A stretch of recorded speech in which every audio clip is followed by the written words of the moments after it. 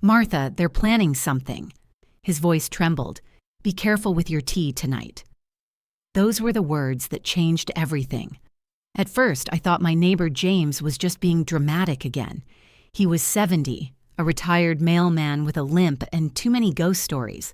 But that evening, when the wind carried his warning across the fence, something in his eyes made my stomach twist. I forced a smile. "James, you've been watching too many mystery shows." He didn't laugh. Instead, he just looked at me, steady, serious, and whispered, "I've seen people come and go from your house at night. You should check your locks." The hose slipped from my hand, water spilling onto the soil.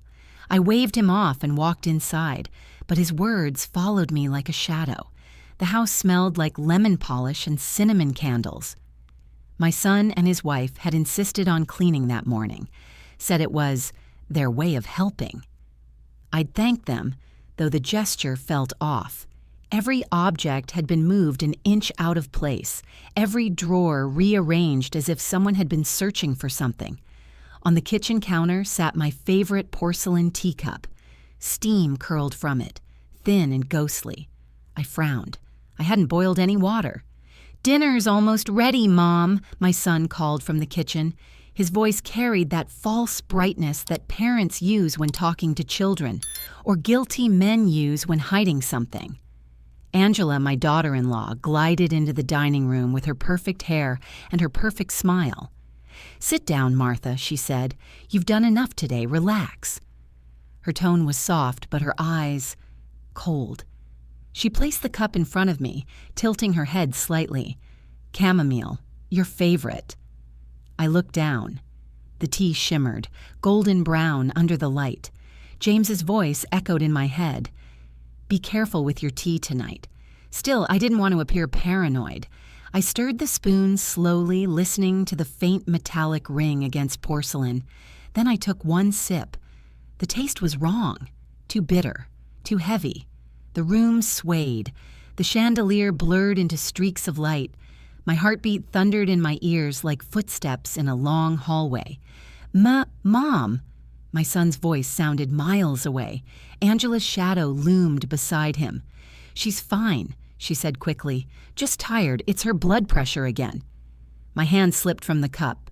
Porcelain cracked against tile. The sound echoed like a gunshot, then faded into nothing as the world tilted sideways. When I opened my eyes, I was in my bed. Curtains drawn. No light, no clock. My mouth tasted of metal. Footsteps moved beyond the door. I heard Angela's voice, low and clipped. "She'll sleep through the night. We'll handle the papers tomorrow." Handle the papers. My skin prickled. I tried to move, but my body refused.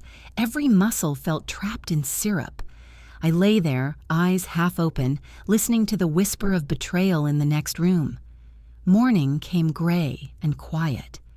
Angela knocked softly and brought in breakfast, oatmeal, toast, and coffee. "Feeling better?" she asked with her perfect fake concern. I nodded, pretending weakness. "Yes, just a little dizzy." She smiled. "You need rest, Mom. Maybe we should handle your finances for a while. It's too much stress for you." Her words slid over me like oil. My son entered carrying a neat stack of envelopes. "Just routine paperwork," he said too quickly. "Bills, property forms, insurance renewals. You can sign them later." I reached for my glasses. He froze for half a second, enough to betray him. "I'll read them tonight," I said calmly. Angela's eyes flashed, then softened again. "Of course. No rush." When they left the room, I opened my nightstand drawer to hide the trembling in my hands. Inside lay my late husband's old notebook. Brown leather, worn at the corners. For years, I'd kept it just for comfort. But that morning, I opened it. Inside were property papers, insurance statements, and one folded letter sealed with his initials. I broke the seal. The ink had faded, but the words were clear. "If anything happens to me or to you, call Mr. Johnson. Trust no one else, not even family." My breath caught. The paper shook between my fingers. That afternoon, I pretended to nap. Through half-closed eyes, I saw Angela step into my room. She stood there for a long time, staring at me, as if checking whether I was truly asleep. Then she opened my drawer, took out the bottle of pills, and replaced them with another. I waited until she left, then sat up slowly. The new bottle had no label. Outside, thunder rolled across the sky. I walked to the window and looked toward James's house. The porch light that had always been on was dark. I tried calling his number. No answer. Just silence, thick and heavy. The storm began to break, rain tapping against the glass. I whispered into the dark, "Whatever you're planning, I'm ready now." Before all this, my house had never felt dangerous. It was small, painted the color of butter, with white shutters my late husband installed himself the summer before he died. Every creak in the floor used to sound like memory. Every corner carried his scent: cedar, coffee, a hint of aftershave. When he passed, the silence became unbearable. So when my son, David, suggested that he and his wife move in to keep me company, I said yes without thinking twice. It felt like salvation then. Now I know it was the first step in a quiet invasion. At first, they were sweet. Angela brought flowers every Sunday and filled the house with laughter. She called me Mom, even when it sounded rehearsed. David fixed the gutters, mowed the lawn, and helped with the bills. I believed him when he said, "You shouldn't live alone, not at your age." But small changes crept in, almost invisible. My old bedroom became theirs. My pictures were boxed up to protect them from dust. Mail started arriving in Angela's name. And when I asked about my savings account, David said, "Don't worry, I've consolidated everything for easier management." He used to ask for advice. Now he asks for signatures. By the third month, the house no longer smelled like cedar. It smelled like her perfume, vanilla and something sharp underneath. She rearranged the kitchen, bought new furniture, and replaced my curtains with sleek gray ones that shut out sunlight. Once, when I went to make tea, I found the cupboard locked. Angela laughed lightly. "Oh, Mom, I keep the medicine and tea together now. It's safer that way." I nodded, pretending that made sense. Then the visits began. Strangers in crisp suits came by while I napped. Insurance auditors, consultants, estate planners. Angela would stand by the door, her hand on my shoulder, answering all questions before I could speak. When I tried to interject, she squeezed gently, warning me to stay quiet. James noticed before I did. He'd been our neighbor for 30 years, a widower, quiet, always tending his roses. One morning, he said, "I saw your boy arguing with a man in a blue car. Papers, envelopes, money changing hands." I brushed it off. David wouldn't hide things from me. James gave me that sad, knowing smile only old men give when they've already seen how stories like this end. The day I truly began to worry, Angela came home with a new lockbox. She set it on the table like a prize. "We'll keep all your documents here, Mom, so nothing gets lost." She smiled. The next week, my checkbook disappeared. When I confronted her, she looked hurt. "Why would I ever take from you?" she asked softly. "We're family." That word, family, felt like a blade wrapped in silk. David changed too. He used to hug me every morning. Then one day, he stopped. He started talking about simplifying my life, selling the car, renting the house, moving me somewhere comfortable. He said it so gently that for a moment I almost agreed. I overheard them one night in the kitchen. Angela whispered, "She won't last long living alone. The doctor said she's fragile." David replied, "Good. Once she signs, we can start construction next spring." Construction. On my land. That's when I began keeping notes. Every conversation, every change in the house. I hid the notebook beneath the floorboard under my bed. A teacher's habit? Document everything. By the time James gave me that warning through the fence, my world was already lined with cracks. I just hadn't dared to look at them straight. After the night of the tea, I watched more closely. Angela took every phone call in the laundry room, the door shut. David left early, came home late, eyes restless, voice flat. Bills vanished. bank statements stopped arriving. When I asked about them, Angela said, "They're digital now. You wouldn't understand." But I did. I understood perfectly. They were tightening the circle. A week after the tea incident, I woke at dawn to the sound of footsteps downstairs. I peeked through the banister and saw them sorting papers in the living room. Angela held a folder stamped with a blue seal. David whispered, "If she hesitates, we'll call Dr. Morgan to assess her capacity." Angela smiled thinly. "The court will believe him over her. He's family, too." Capacity. The word echoed through me like thunder. They weren't just taking my house. They were planning to take my mind. That morning, I sat in the garden, pretending to feed the birds, while the world spun quietly into betrayal. James's porch light was still dark, but I could feel his gaze from behind the curtain. I whispered, barely moving my lips, "I'm not crazy, James. I know now." Inside, the kettle began to whistle.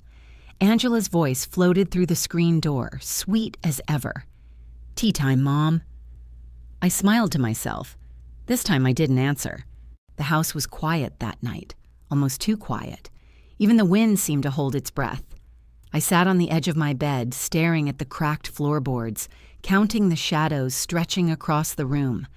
My hands were trembling, not just from fear, but from the slow realization that everything I had built, everything I had protected, was slipping through my fingers. Angela had left hours ago, and David had gone to a business meeting. I knew better. I could feel their presence, lingering like a storm cloud waiting to break. The tea incident replayed in my mind, its bitter sting, the dizziness, the moment the world tilted. I'd nearly been rendered helpless. Nearly. I opened the small leather notebook my husband had left me. His handwriting, precise and calm, seemed to pulse with reassurance. The pages were filled with numbers, addresses, bank statements, and letters. But one sheet, folded neatly at the back, caught my attention. "If anything happens, Martha, remember, you are never alone. Call Mr. Johnson. Trust no one else." I traced the letters with a shaking finger. 45 years of marriage, decades of security and love, and now my own son and daughter-in-law had become the threat. A sob caught in my throat. I buried my face in my hands, trying not to scream. I had always been the protector, the one who ensured they never lacked, never worried. I had worked, sacrificed, loaned money, cleared debts, kept secrets, all for them. And this was how it ended. I pulled myself up, leaning against the wall, my cheek pressed to the cool plaster, grounding myself. I am not powerless. The clock ticked relentlessly, each second a drum beat against my chest. I thought of James's warning, his quiet voice, the way his hand had gripped the fence when he spoke those words. "They're planning something. Be careful with your tea tonight." It had taken me years to recognize the weight of his observation. Now it pressed down on me, urgent, undeniable. I rose slowly, moving to the window. The street outside was drenched in silver rain, reflecting the dim streetlights. I could see the shapes of the houses, their stillness a cruel mirror to my own trembling. For a long moment, I simply watched. The betrayal wasn't just about property or money. It was about trust, about a family that had turned its back, about the quiet erosion of everything I held dear. I remembered the mornings when David had brought coffee, when Angela had tucked my blanket around me. Their smiles had felt so warm, so familiar, but even then, subtle signs had slipped past me. The way Angela's eyes lingered on my jewelry, the way David answered questions before I could finish asking. Tiny betrayals I had dismissed, chalked up to fatigue, stress, or normal family life. Now, those small cracks gaped like canyons. I saw the full picture. The plan had been months in the making. The house, the accounts, the paperwork, all a slow, careful conquest. I sank onto the window seat, holding the notebook to my chest. Tears blurred my vision, but my mind sharpened. They think I am fragile. They think I am easy to manipulate. They think I will crumble under fear. I let the sobs come, not to weaken, but to release. And as I sat there shivering, heart pounding, I felt a spark, a whisper of clarity. I would not allow this. Not tonight. Not ever. I stood and walked to my desk, pulling out a drawer. Hidden beneath old receipts and photographs was a small envelope I had almost forgotten. Inside, a USB drive, a letter, and copies of every legal document my husband had insisted I keep secret. If they betray you, Martha, the truth is yours to wield. I held it close, feeling a rush of empowerment I hadn't known in years. The fear was still there, but now it was tempered by resolve. The house was still. The rain drummed softly against the roof. I knew they would return in the morning, expecting compliance, expecting weakness. They would not find it. Instead, I would prepare. I would gather evidence, secure allies, and make sure the law and truth were firmly on my side. Tonight, I had reached rock bottom, but from rock bottom, I could climb. The turning point was not a scream or a fight. It was quiet, deliberate, and utterly determined. I sat by the window until dawn, watching the gray light creep across the street. Every shadow seemed less threatening now. Every sound was a reminder that I was still here, aware, alert, and ready. When Angela and David returned, they would find a Martha they had never truly known. Calm, calculating, and unafraid. The night of despair had passed. The night of awakening had begun. The next morning, I didn't rush. I sipped black coffee, letting the bitter warmth fill me, steadying my shaking hands. The house was quiet. Angela and David were in the kitchen, moving through their routine like predators, unaware I was fully awake. I walked past them slowly, smiling faintly. They didn't notice. That was the first advantage: invisibility. I went to the desk where I had hidden the USB drive and the letter.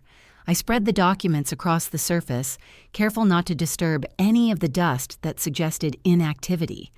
Bank statements, property deeds, power of attorney forms, insurance policies, letters detailing the mortgage, all in my husband's neat handwriting. I pulled my notebook closer.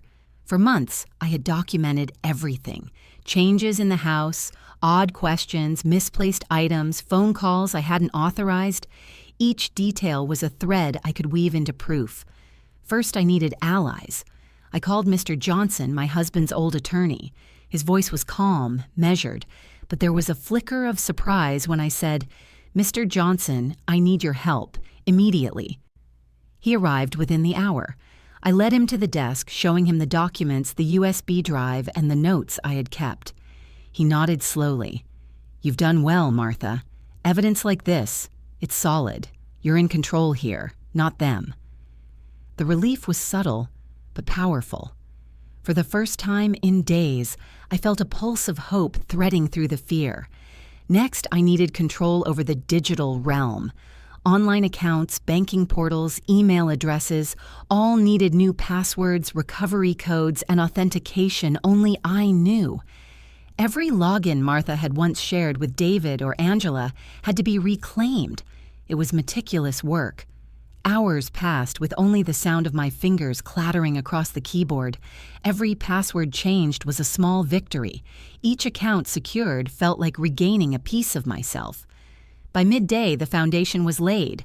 I had secured all finances, documented every irregularity and suspicious interaction, contacted a trusted attorney, prepared a hidden stash of evidence to use when the time came. And yet, I had to remain outwardly calm. Angela and David observed me, expecting weakness. I gave them nothing. At lunch, I pretended to be distracted, almost fragile. I let them discuss future plans, letting their arrogance and overconfidence show. "By next week, Mom will barely notice the changes," Angela said with a laugh, assuming I could not hear. I smiled faintly, stirring my tea, the safe tea this time, while recording every word in my mind.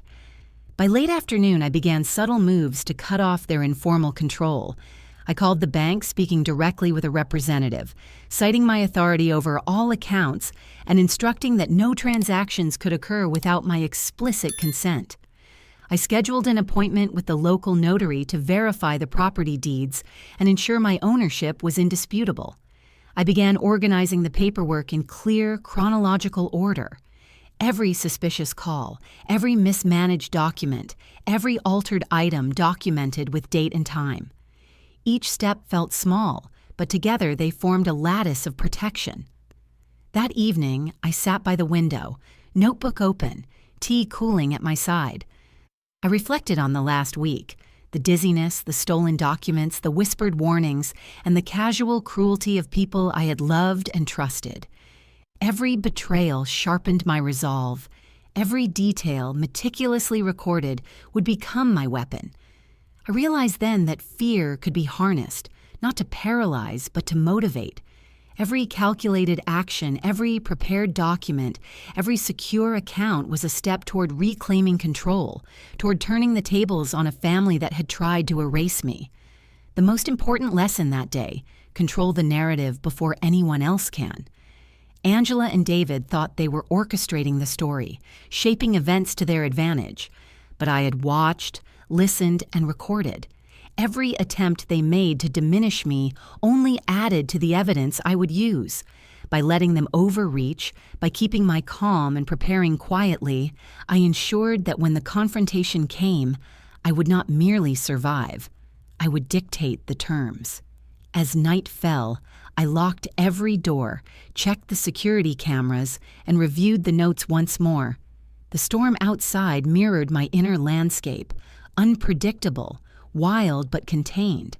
I whispered to myself, not with fear, but with quiet authority. They think they are in control. They are not. Tomorrow, the next phase would begin. Subtle observation, careful documentation, and small interventions, testing their reactions, uncovering their patterns. Every misstep they made would be caught. Tonight I slept lightly, alert, with the faint glow of the streetlights reflecting off the floorboards. I was ready. The night of passive fear had ended. The night of deliberate action had begun. The next morning, I awoke to the usual hum of the neighborhood, birds chirping, the mail truck rattling down the street. But inside the house, everything felt different. I poured myself a safe cup of tea, black and unsweetened. No one had dared tamper with this one. I walked through the living room slowly, as if inspecting the space for the first time. Every move I had made yesterday, changing passwords, securing accounts, contacting Mr. Johnson, organizing evidence, was a hidden challenge to their control. Angela entered first, wearing that same calculated smile she always wore. "Good morning, Mom. Ready for breakfast?" I smiled faintly, keeping my tone soft. "Yes, thank you."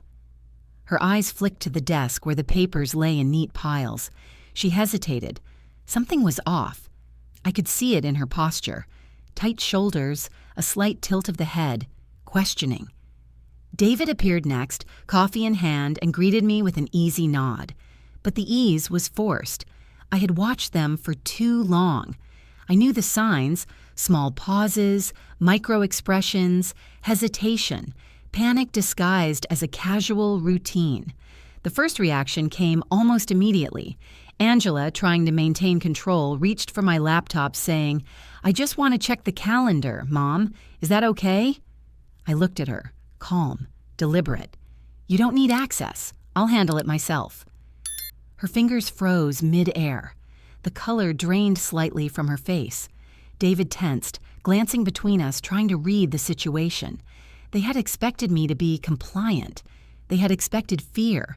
Instead, they found authority. Over breakfast, I let small details slip, tiny hints that I had regained control. I spoke with the bank yesterday. All accounts are secure now. Mr. Johnson will review the property deeds later today. Their reactions were subtle at first, but unmistakable. The narrowing of Angela's eyes, the brief flash of panic on David's face, the quick clenching of hands under the table. I said nothing more. I didn't need to. The truth had been planted. By mid-morning, the panic grew. David made an excuse to leave. I have a meeting across town. But he lingered near the door, peeking back several times.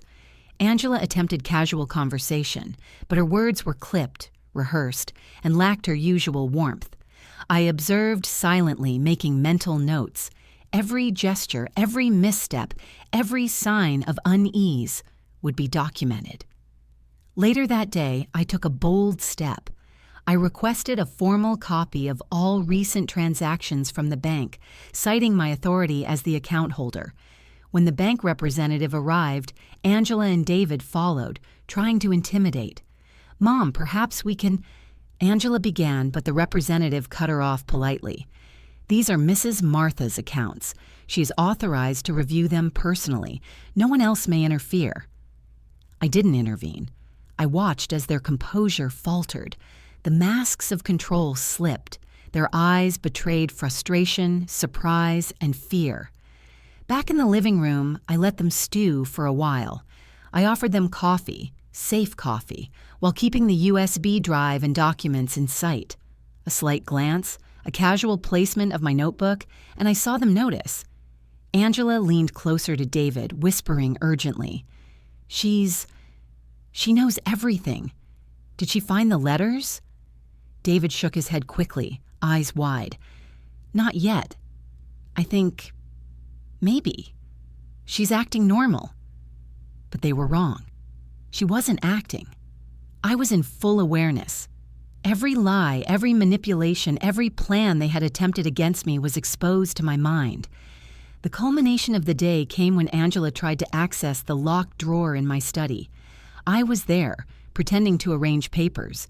She hesitated, hand hovering over the handle. I looked up calmly. "Angela, that drawer contains documents I am not ready to share. Please step back." Her face went pale. It's just old files, Mom," she stammered. "Old or not, they're mine," I said softly, "and I decide who can see them." David tried to step in, but the subtle power dynamic had shifted entirely. They realized I was no longer the passive victim. By evening, tension hung thick in the air. Angela and David exchanged urgent whispers, their calm facade entirely gone. I watched, notebook open, recording gestures, whispers, and the faint tremor in their voices. Each small mistake was another piece of evidence, another strategic advantage. I realized that the first reactions from the antagonists were not just panic. They were confirmation. Confirmation that my subtle reclaiming of power was working, that the balance had shifted and the game had begun. As night fell, I sat by the window, reviewing my notes. The rain had returned, tapping against the glass. It felt like a drumbeat, a metronome for the careful plan I was now orchestrating. I whispered to myself, barely audible, "They're afraid. That's the first step, and the next moves. I will choose." Tonight I would rest lightly, alert, watching. Tomorrow the next stage would escalate, testing their reactions, pushing boundaries, and gathering the final proof I needed. The first mistakes had been made, and I would make sure they were never repeated. By the third day, I realized that subtle observation and careful documentation were not enough. I needed someone on my side, someone who understood the law, someone who could validate my claims, someone who could make the invisible visible. I called Mr. Johnson, the attorney my late husband had trusted for decades. His office smelled of leather and polished wood, a calm contrast to the storm brewing at home. "Martha," he said, his voice steady, "I've read your notes. You've documented every detail. Now we need to define exactly what's happening." I laid out the sequence: the altered tea, the unauthorized access to accounts, the attempted control over property, the whispered plans to question my capacity. Every small incident I had observed over the past weeks, every odd conversation overheard, every shift in their behavior. "This isn't just family squabbling," Mr. Johnson said firmly. "This is elder abuse, financial and psychological. They are manipulating you to gain control over your assets and property, and you have proof. The word abuse made something click in me. Until now, I had felt fear, confusion, and disbelief. But naming the problem, calling it exactly what it was, shifted the weight from helplessness to clarity. Back at home, I had to remain outwardly normal. Angela and David still moved through the house with confident strides, believing the power dynamic had not changed. I smiled, prepared breakfast, and poured safe coffee. They were unaware that I had already begun assembling my defense. Chronological records of every suspicious action, digital backups of bank statements and correspondence recorded conversations, carefully captured legal counsel is ready to intervene at the first provocation. Each item, hidden in plain sight, was a silent threat. That afternoon, I met James in the backyard. He leaned on the fence, eyes narrow with concern. "I told you something was off," he said quietly. "I know," I replied, "and I'm handling it now." I shared enough details for him to understand the gravity. Unauthorized account access, attempts to isolate me from friends and neighbors, evidence of coercion regarding property deeds. He nodded slowly. "You're going to need witnesses," he said, "and someone on the outside who can verify everything." I already had Mr. Johnson, and soon the witnesses would follow. That evening, I sat in the living room, reviewing all the evidence I had accumulated. I could feel the shift inside me, the fear receding, replaced by strategy. I whispered to myself, "They think I am passive. They think I am unaware. But I see everything now. Every plan, every lie, every manipulation. I am ready." Angela brought in a small stack of mail, smiling brightly. "Mom, I sorted your letters. You shouldn't have to worry about these." I glanced at her, calm, measured. "Thank you," I said, but I knew that the letters were already irrelevant. The proof I needed was elsewhere, secure, documented, undeniable. Over the next hours, I began testing their reactions carefully.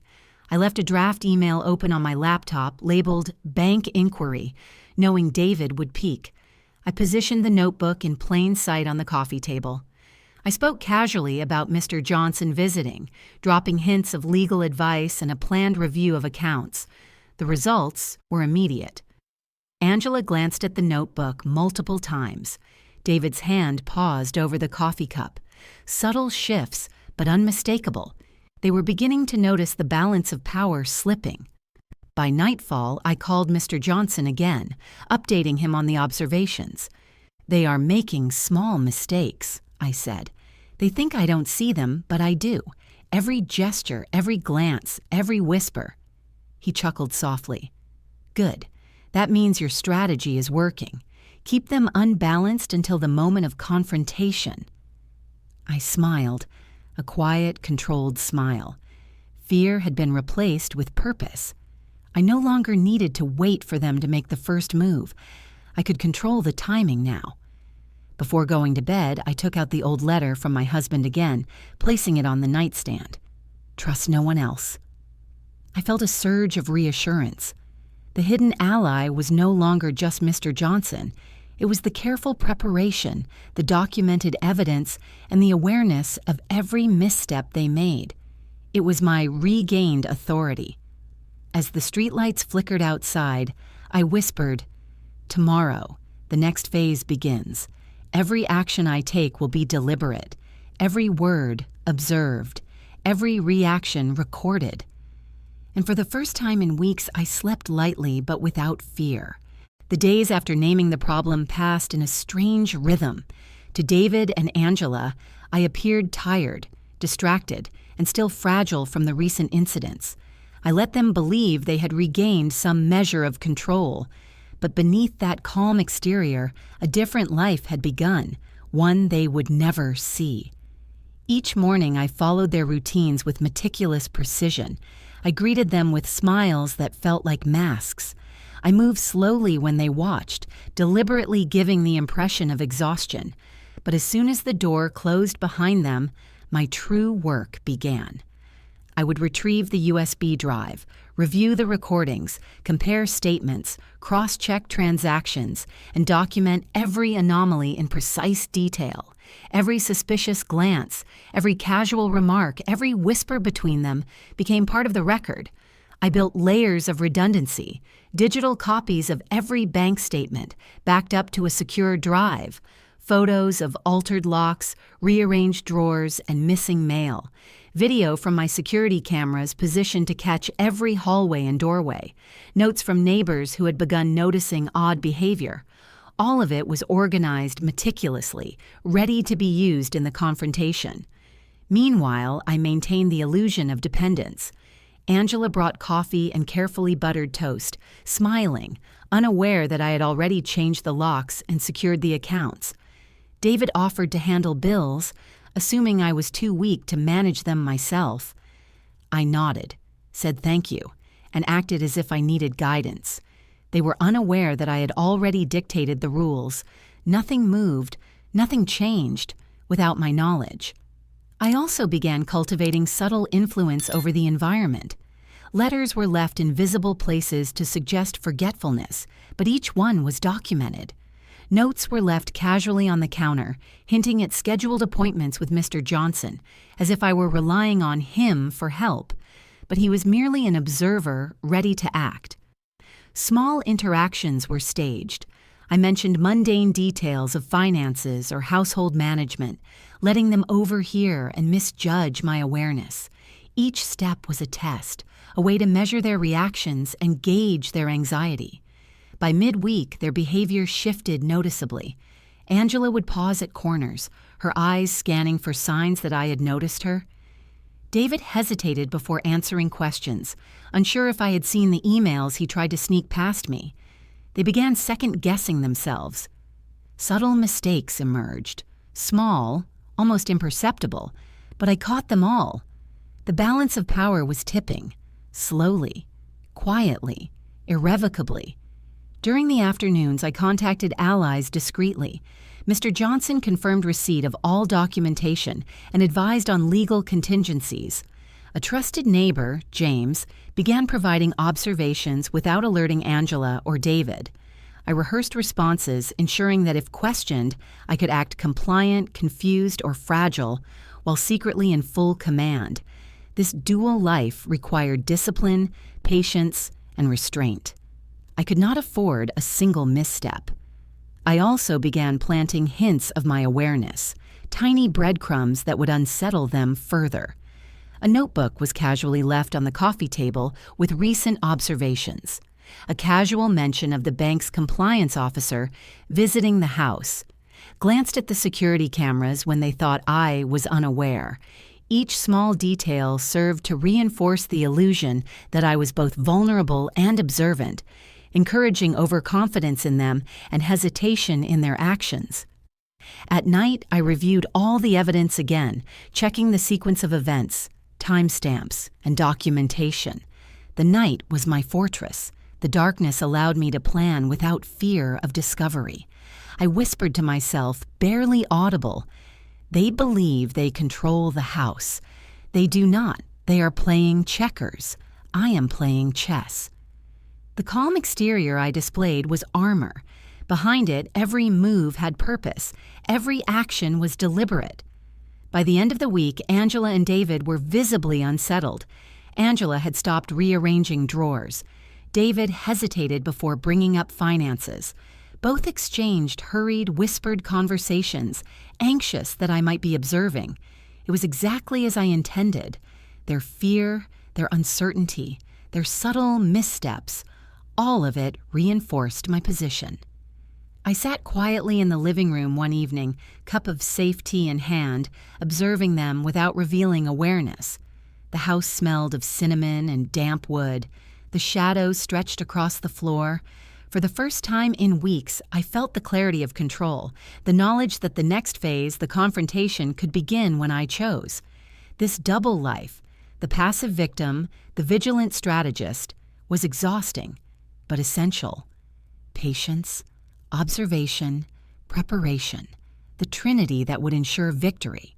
And in that moment I understood. They had underestimated me from the beginning, and that mistake would cost them everything. By midweek, the house had become a minefield for them. Every move Angela and David made was calculated, but I had already anticipated most of it. I noticed subtle changes first.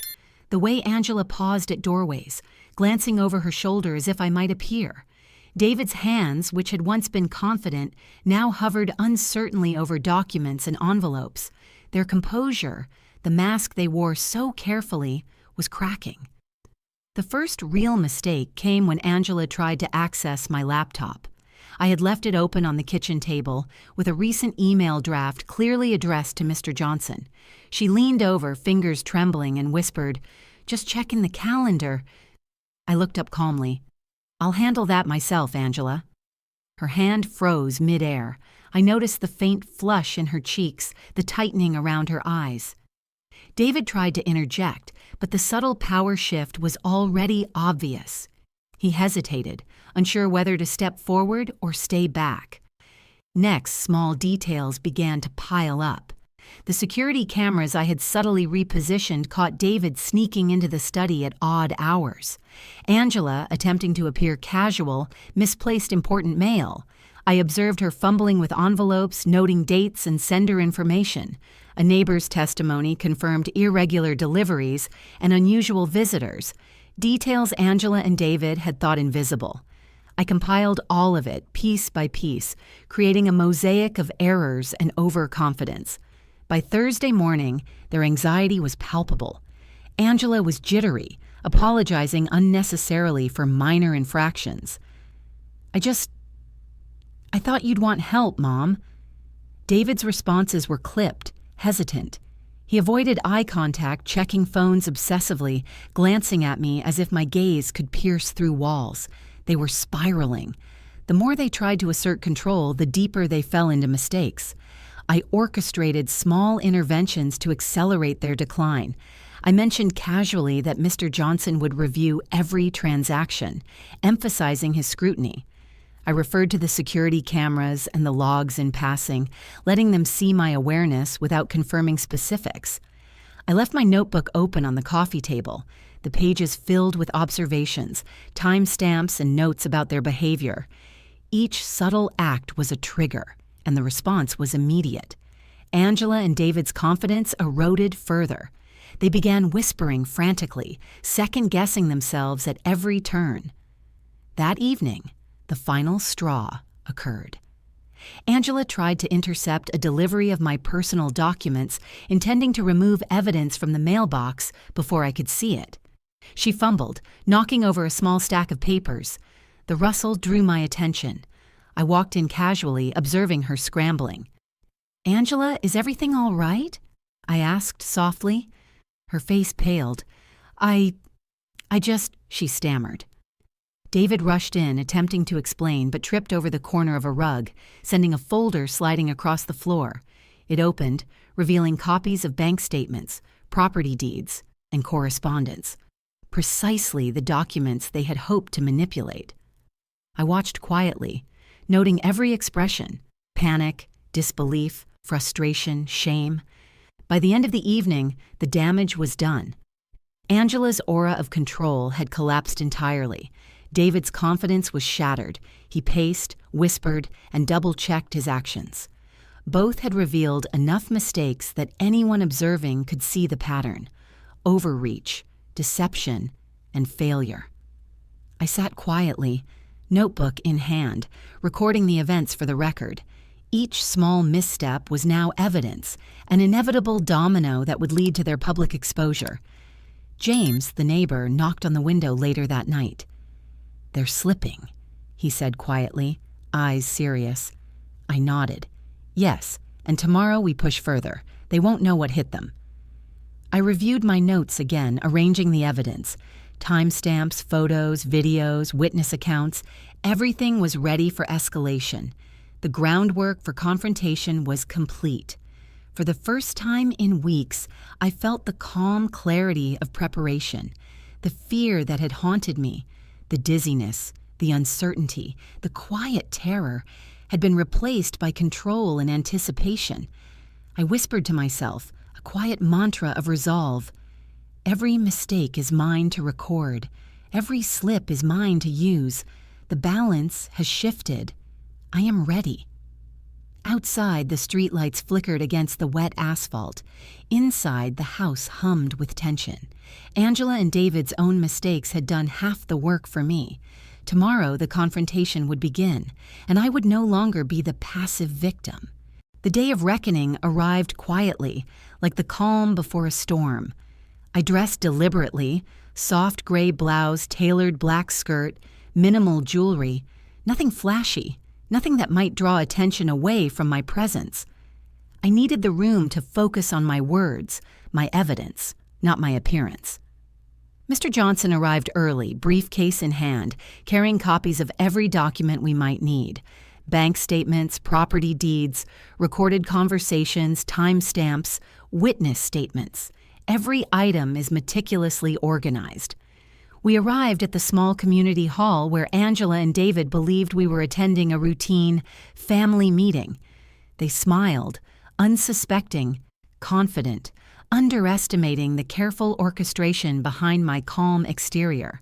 I stepped inside, noting the 30 or so attendees, neighbors, a few extended family members, the local notary, and the bank representative. Angela's smile faltered when she saw the setup. Folders neatly stacked on the table. Mr. Johnson positioned beside me, camera equipment capturing the room. David's eyes darted nervously. He whispered something under his breath, but the microphone picked up every syllable. I remained seated, calm, deliberate. The air felt heavy, charged. Every person present could sense the tension. Mr. Johnson cleared his throat, discreetly nodding toward me. "Martha, the floor is yours," he said. I stood slowly, letting the moment. Silence filled the hall, every eye on me. "Thank you all for coming," I began, voice steady. "I called this meeting because I need to address some serious actions taken under my roof by people I trusted most." I paused, letting the weight of the words settle. Angela shifted uncomfortably in her seat. David's hands fidgeted. Over the past weeks, my accounts were accessed without permission. Documents were altered. Plans were made to question my capacity and remove me from my own home. Every detail has been recorded. I gestured toward the folders. These are copies of bank statements, property deeds, emails, and recorded conversations. Every irregularity is documented. Gasps rippled through the room. Angela's smile vanished. David's face paled. I moved deliberately, showing evidence. A recording of Angela discussing the tea incident and the necessary intervention with David. Copies of unauthorized account transfers, signed under duress or misrepresentation. Notes from neighbors confirming suspicious visits and deliveries. Emails and letters where they attempted to isolate me from legal advice and friends. Each piece was presented calmly, without shouting, without theatrics. The impact came from clarity and precision. Angela finally spoke, voice quivering. "Mom, we were just trying to help." I looked at her directly, my tone calm but cutting. "Help? By attempting to manipulate me, to remove me from my own property, to hide transactions, and to control every aspect of my life." David's voice broke in. "Martha, it's not what it looks like." I held up a hand. "It looks exactly like what it is, and here is the proof." I handed copies to the bank representative and the notary. Their expressions were serious, professional. They began cross-referencing the documents in real time. "Mr. Johnson, would you like to summarize?" I asked. He nodded, standing beside me. "These documents clearly demonstrate financial manipulation, coercion, and intent to isolate Mrs. Martha from her rightful property. All actions were deliberate, unauthorized, and constitute elder abuse under local law." The room was silent. Every attendee's attention was fixed on Angela and David. Angela attempted to interrupt, pleading, "Everyone, please, you don't understand." I cut her off softly. I understand perfectly, and now so does everyone else. I gestured to the recorded conversations. Everything they planned, everything they whispered behind closed doors, they are responsible. Not me, not the law, not the witnesses here. David's lips trembled. Mom, we didn't mean... I shook my head. Intentions are irrelevant. Actions matter, and your actions have consequences. The notary, bank representative, and Mr. Johnson began formally verifying the evidence. Witnesses murmured agreement. Neighbors nodded in understanding. Angela slumped in her chair. David's head lowered. I took a slow breath, letting the silence reinforce the gravity of the moment. I will not be undermined. I will not be silenced. I am fully aware, fully capable, and fully protected. A final glance at the crowd. Let this be a reminder.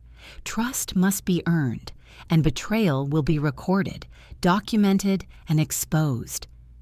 The room was still. No one moved. Angela and David understood. The game had ended. They had lost. I sat back down, calm, composed, victorious, without raising my voice. The power dynamic had shifted irreversibly. For the first time in weeks, I felt safe. Not because fear had vanished, but because clarity and preparation had replaced it. James, sitting quietly at the back, gave a small nod. "Well done, Martha," he whispered. I smiled faintly, knowing the real work, the restoration of control, dignity, and peace, had only just begun. The public confrontation was complete.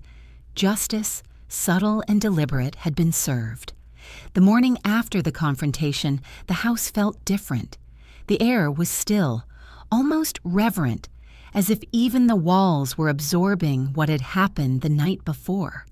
Angela and David moved cautiously, their confidence shattered. Every glance they exchanged was weighted with guilt and fear. They no longer tried to assert control. Instead, their steps were careful, measured, as if even the floor might betray them. I watched quietly from the kitchen, sipping coffee that I had brewed myself. It was black, strong, grounding. The sensation reminded me that I was in command, that nothing could be moved, nothing altered, without my awareness. The bank called first. They confirmed that all unauthorized transfers had been reversed and that further access would require my personal authorization. The relief was subtle, almost bureaucratic, but to me it was a fortress built from diligence and vigilance. Mr. Johnson contacted me next, outlining the steps to solidify legal protections and ensure that any further attempts to manipulate or coerce would be met with immediate consequences. Angela tried to speak, her voice small and trembling. "Mom, we didn't realize..." I shook my head, quiet but firm. "Your intentions are irrelevant. Only your actions matter." David avoided my gaze completely, pacing near the window as if the light itself might judge him. Neighbors trickled in throughout the day, having heard of the confrontation. Some brought gentle words of support. Others simply observed silently, witnessing the balance of power restored. I did not need to speak much. My composure, my control over every document and detail, conveyed everything. The legal consequences began to unfold rapidly. Angela received a formal warning regarding attempted financial manipulation and elder abuse. David's complicity in forging documents and attempting to coerce me into signing over property was formally noted, and he was instructed to attend a mediation session with a legal monitor present. It was not retribution born of anger, it was accountability, precise and unavoidable. I spent the day quietly organizing the remaining documents, cross-checking the evidence one final time. Every transfer, every recorded conversation, every witness statement was cataloged, ready should anyone attempt to dispute the truth. The sense of control was intoxicating, not in a boastful way, but in a calm assurance that justice had been executed through order and preparation, not chaos. Angela tried to rearrange the living room furniture, perhaps hoping to reclaim some semblance of authority, but I gently stopped her. "Everything stays as it is. We have nothing to hide." Her hands shook slightly, and she nodded, her previous confidence completely erased. David lingered near the doorway, hesitant to move, hesitant to speak. By evening, a quiet settlement had been reached. The bank confirmed permanent authorization for me, ensuring that any future attempts to interfere with finances would be met with immediate intervention. The notary finalized a review of all property deeds, confirming ownership and making certain that no unsigned or coerced documents could alter my legal standing. Mr. Johnson remained on call, a silent guardian ensuring the equilibrium I had fought to restore. I sat in the living room, watching the shadows lengthen across the floor, the evidence laid out neatly before me. The house had returned to a state of order, yet the energy was different. It was no longer a place of subtle threats or quiet coercion. Every step, every breath, every glance carried the authority I had reclaimed. Angela and David, aware of their mistakes and the consequences, moved cautiously, silently acknowledging that the dynamics had shifted irreversibly. Outside, James, my neighbor, waved from his porch. He had witnessed much, offered discreet warnings, and now he observed the aftermath. I smiled faintly in response, a gesture of mutual understanding. The network of support I had cultivated quietly over weeks had solidified, and with it the assurance that the house, the home, and my personal autonomy were secure. I reflected on the past weeks, the near-fatal tea incident, the subtle manipulations, the whispers and threats, and the careful orchestration of my response. Each element had been a thread in the tapestry of events leading to this day. By maintaining calm, observing meticulously, documenting everything, and enlisting trusted allies, I had transformed fear into empowerment, vulnerability into strategy, and potential defeat into tangible victory. The day ended not with celebration, but with a serene affirmation of autonomy. The antagonists had faced consequences, not as spectacle, but as a precise, measured response to their actions. I walked to the window, watching the streetlights flicker on, reflecting off the damp pavement. The house was quiet, secure, and mine. For the first time in months, I felt a deep, unwavering peace. I was free from manipulation, respected by the law, and aware of my own strength. And in that quiet evening, I understood that true power was not in confrontation alone, but in preparation, foresight, and the deliberate, patient reclamation of one's own life.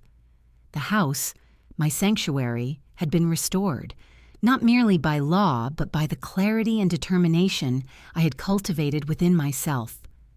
The weeks that followed the confrontation were a study in quiet reflection. Angela and David no longer attempted to assert control. Their confidence was replaced by a tentative awareness of boundaries they had once ignored. I observed them carefully, noting each hesitation, every small act of contrition. They were learning lessons I had long understood, the value of respect, honesty, and restraint. I arranged a family gathering, not in the house, but in a neutral space, a small community hall where witnesses, neighbors, and a few extended relatives could attend. I wanted the truth to be acknowledged fully, publicly, and for everyone present to understand the dynamics that had played out behind closed doors. As the guests settled, I opened the meeting calmly, letting the silence stretch. Angela and David were present, seated across from me, the air between us tense and fragile. I held a folder in my hands, one I had prepared meticulously over the past weeks.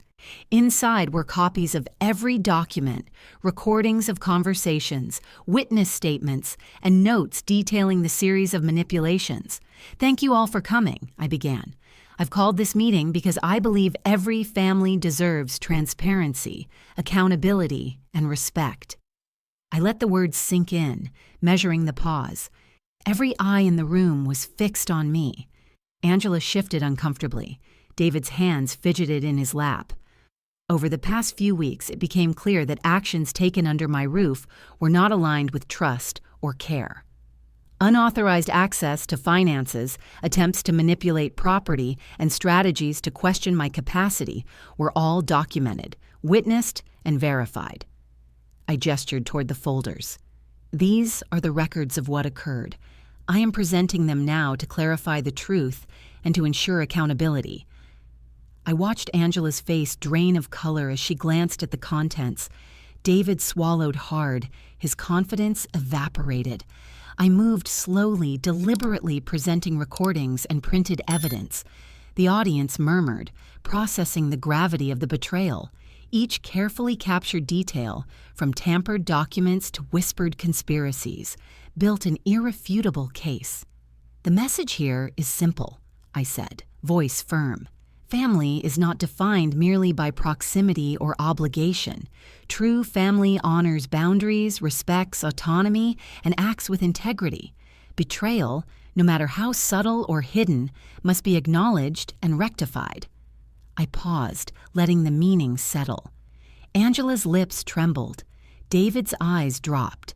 The room was silent, attentive, absorbing the lesson in real time. I have always believed that trust must be earned, and when that trust is violated, clarity, documentation, and courage are the tools that restore balance. I have used these tools to protect myself and to ensure the respect and dignity of my life and property. I looked directly at them. "Angela, David, your actions have consequences, not as punishment from me, but as accountability from truth, law, and the standards we set for ourselves as a family. I am not seeking vengeance. I am seeking clarity, justice, and the reaffirmation of boundaries that were once ignored." The bank representative and notary nodded in confirmation as I summarized the outcomes. Unauthorized transfers reversed, property deeds validated, legal safeguards implemented, and all actions documented. The weight of authority rested with me, fully recognized. "Let this be a lesson," I continued. "Respect is not optional, trust is not inherited, and autonomy, once violated, can only be restored through deliberate action, evidence, and courage." Angela's shoulders sagged. David remained silent, eyes cast down. Both understood that the game had ended and their own missteps had created the framework for their accountability. I closed the folders slowly. I share this not to shame, but to educate. My hope is that no one here ever underestimates the value of integrity or the cost of betrayal. Family is a bond that thrives on honesty, not fear. When that bond is broken, truth must be restored. James, who had quietly observed from the back, gave a small approving nod. I acknowledged him with a gentle smile. The network of quiet support I had cultivated, neighbors, legal counsel, witnesses, had validated my path and strengthened my resolve. By the end of the meeting, Angela and David had faced the reality of their actions. Their shame was evident, but it was coupled with understanding. They were not humiliated by spectacle, but by the undeniable truth of their mistakes. The power dynamic had been restored, and I had emerged not as a victim, but as the orchestrator of accountability and respect. As the gathering dispersed, I lingered in the room for a moment, savoring the stillness. The weight of weeks of fear, manipulation, and betrayal had been lifted. My home, my life, and my dignity were secured. More importantly, the lesson of integrity, boundaries, and true family loyalty had been delivered publicly and unambiguously. That evening, back at home, I sat quietly by the window, observing the streetlights casting gentle reflections on the pavement.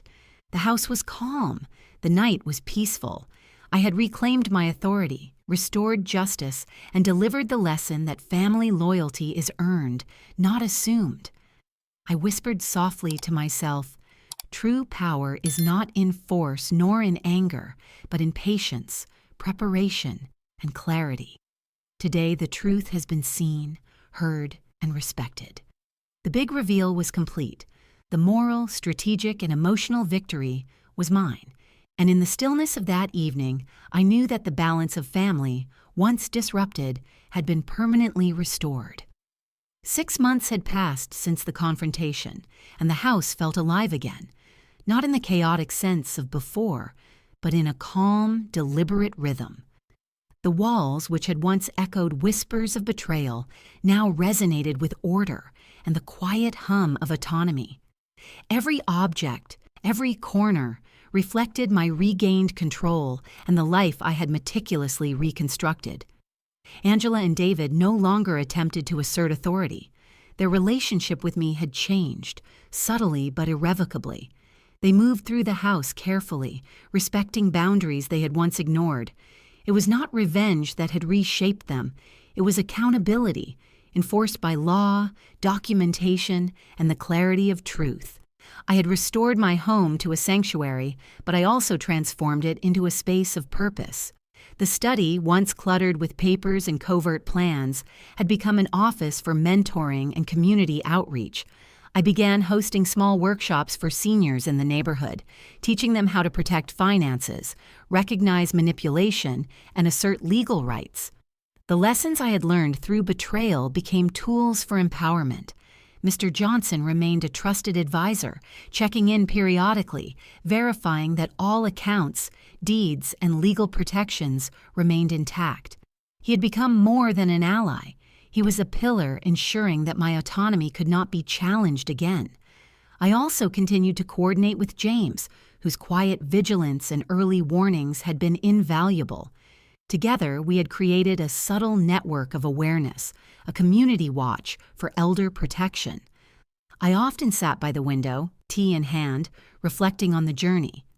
The fear and uncertainty of the past months had left its mark, but it had also fostered clarity. I realized that power and respect do not arise from confrontation alone. They emerge from preparation, knowledge, patience, and the courage to act decisively when the moment arrives. The house, once a stage for manipulation, now symbolized resilience. The same rooms that had witnessed deception and whispered threats now hosted discussions of strategy, education, and empowerment. Walls that had absorbed tension now resonated with laughter, conversation, and mutual respect. Every glance, every interaction reflected a new equilibrium. Neighbors frequently stopped by, drawn by curiosity initially, but many stayed, eager to learn from the workshops and discussions I hosted. I saw the tangible impact of sharing knowledge and experience, the small victories of empowered seniors taking control of their finances, asserting legal rights, and recognizing manipulative behavior before it could take root. These victories felt profound, a ripple effect extending far beyond the confines of my home. Angela and David, having faced the full consequences of their actions, began to rebuild their relationship with integrity.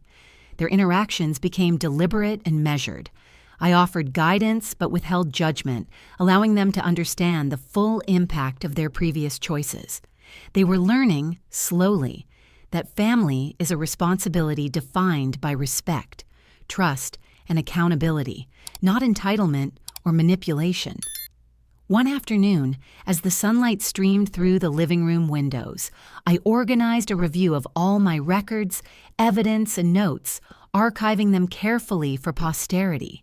This act was not merely administrative, it was symbolic. Each document represented lessons learned, boundaries established, and a life reclaimed from deception and fear.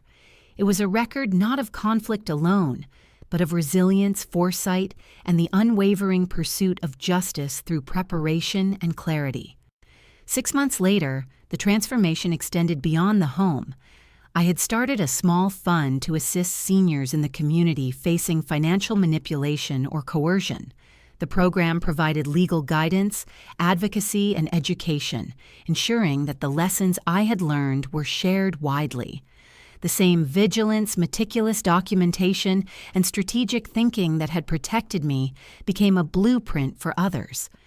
In the evenings, I would sit in the garden, observing the roses, now thriving under careful attention. The same flowers that had once framed the moments of whispered warnings and fear now symbolized resilience and growth. The air smelled of fresh soil, rain, and a faint trace of my late husband's cedar, reminders of continuity, memory, and the enduring presence of those who had guided me. I whispered to myself softly, a statement of both reflection and resolve. Power is not about dominance. Respect is not about fear.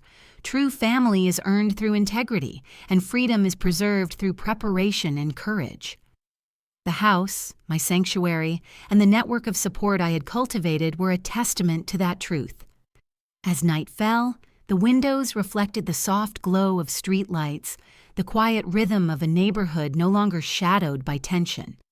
Angela and David were learning to navigate this new equilibrium, guided by awareness and accountability. Neighbors continued to attend workshops, empowered by lessons that had emerged from betrayal and transformed into resilience. The house was quiet, safe, and full of purpose. The fear, the manipulation, and the deceit had been replaced with clarity, authority, and meaning. I understood fully that the journey had not merely restored my home or finances, it had redefined the very notion of family, loyalty, and autonomy. And as I looked across the room at the organized folders, the notes meticulously filed, and the small garden thriving outside, I felt a profound sense of peace. The balance had been restored, the lessons had been learned, and the life I had fought to reclaim was now richer, safer, and more meaningful than ever. I had endured betrayal, orchestrated accountability, and emerged not only victorious but empowered. And in that quiet evening, with the soft glow of lights on the street and the scent of roses in the air, I knew that freedom, dignity, and purpose were finally mine, and that the lessons I had learned could now guide others in the same path.